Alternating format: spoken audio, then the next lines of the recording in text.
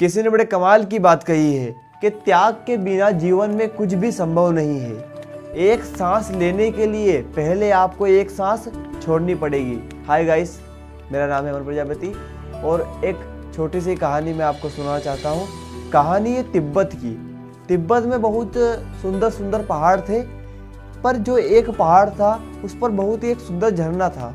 झरना बहुत चमत्कारी था, उसके बारे में बहुत दूर दूर तक किसी को पता नहीं था। जो चमत्कारी झरना था वो झरना यह था कि अगर उस झरने में कोई भी इंसान अगर डुबकी लगाएगा तो वह देवता बन जाएगा, और अगर कोई जानवर उसमें डुबकी लगाएगा तो वह इंसान बन जाएगा। उस झरने के बारे में किसी को पता नहीं। झरना बड़े बड़े पेड़ों से घिरा हुआ था। बहुत सारे विद्वानों ने उस झरने की खोज की, लेकिन वह झरना किसी को नहीं मिला। पर एक समय ऐसा आता है कि एक विद्वान घूमते घूमते उस झरने के पास पहुंच जाते हैं और उन्हें पता होता है कि यह झरना बहुत चमत्कारी होता है। वह बिना देर किए उस झरने में, जो झरने के पास जो पेड़ था बड़ा सा, उस पेड़ पर चढ़ते हैं और वहां से तुरंत डुबकी लगा देते हैं।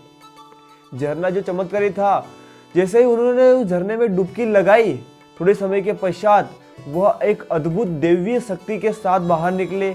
उनका वह रूप, उनका वह तेज, वो देखकर जो पास जो पेड़ था, उसी पेड़ पर एक बंदर और बंदरिया का जोड़ा बैठा हुआ था। वह भी ये पूरा जो दृश्य वहां पर देख रहा था, और जो बंदर बोल रहा था कि थोड़े समय पहले तो यह एक इंसान था, जैसे ही झरने में कूदा, जैसे इस झरने में डुबकी लगाई, ये देवता बन गया। हमारे आसपास रहते हुए भी हमें इस झरने की जो खासियत है, इस झरने की जो दैवीय शक्ति की है, उसके बारे में पता नहीं था। जैसे ही वह इंसान देवता बनकर वहां से चला गया, जब बंदर बंदरिया आए और आपस में डिस्कस करने लगे, आपस में बातचीत करने लगे कि क्यों ना हम भी अगर इसमें डुबकी लगाएंगे तो हम भी इंसान बन जाएंगे। तो जो बंदर बंदरिया थे वो सोच रहे थे, और जो दोनों ही आराम से अपने बातचीत कर रहे थे।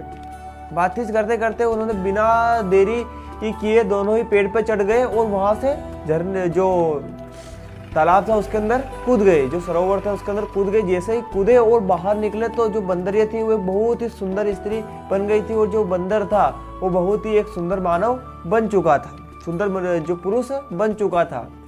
और दोनों ही एक दूसरे को निहार रहे थे, दोनों ही देख रहे थे कि कितनी खूबसूरत है। दोनों ही अपने एक दूसरे में मग्न हो गए देखते देखते। और जो बंदर था वह सोच रहा था, वो बंदरिया को कह रहा था कि अगर हमने एक बार इसमें डुबकी लगाई तो हम इंसान बन गए, क्यों ना हम एक बार और डुबकी लगाएं तो हम देवता बन जाएंगे, हमारे पास भी दैवीय शक्ति आ जाएगी। तो जो बंदरिया थी उसने कहा कि हमारे पूर्वज कहते हैं कि हमें ज़्यादा लालच नहीं करना चाहिए, हमें जो मिल गया है हमें वो स्वीकार करना चाहिए और आगे। पर जो बंदर कहाँ मानने वाला था। बंदर सोचे तुम्हें जाना है तो जाओ, मैं तो जा रहा हूँ इसमें डुबकी मारने। और जैसे ही बंदरिया की न सुनी और जैसे ही पेड़ पर चढ़ा और अब की बार उसने डुबकी लगाई, और जैसे ही डुबकी लगाई अब वह बंदर फिर से, जो बंदर था वो वापस फिर से बंदर बन गया। और जैसे ही बाहर आया, अब जो सुंदर बंदरिया थी, जो स्त्री बन चुकी थी, सुंदर जो बंदरिया थी, जो सुंदर स्त्री बन चुकी थी, वो भी वहां से चली गई। जो बंदर बना हुआ था उसको एक मदारी आया और पकड़कर खेल दिखाने के लिए ले गया। जो बंदरिया थी, जो सुंदर स्त्री बनी हुई थी, उसका एक राजा से विवाह हो गया और वहां से वो भी चली गई। और थोड़े समय के पश्चात वो बंदर को जो मदारी पकड़कर ले गया था वो उसी दरबार में उसे खेल दिखाने के लिए लाया। अब वो बंदरिया भी उसे पहचान रही थी और बंदर भी उसे पहचान रहा था, पर दोनों विवश थे, दोनों कुछ नहीं कर सकते थे। दोनों एक दूसरे को देख रहे थे। बंदरिया सोच रही थी कि आज अगर तुमने वह ज्यादा लालच नहीं किया होता तो तुम और आज में साथ में होते। तो जो कहानी का छोटा सा सारांश यह है कि आजकल हम कुछ ज़्यादा ही लालच करने लग गए हैं। हमें किसी चीज़ के प्रति इतना अभाव हो जाता है कि थोड़ा मिला है तो और मिल जाए, और मिल जाए, और मिल जाए, और हम इसी अभाव के कारण जो हमें मिला है वह भी हम खो देते हैं।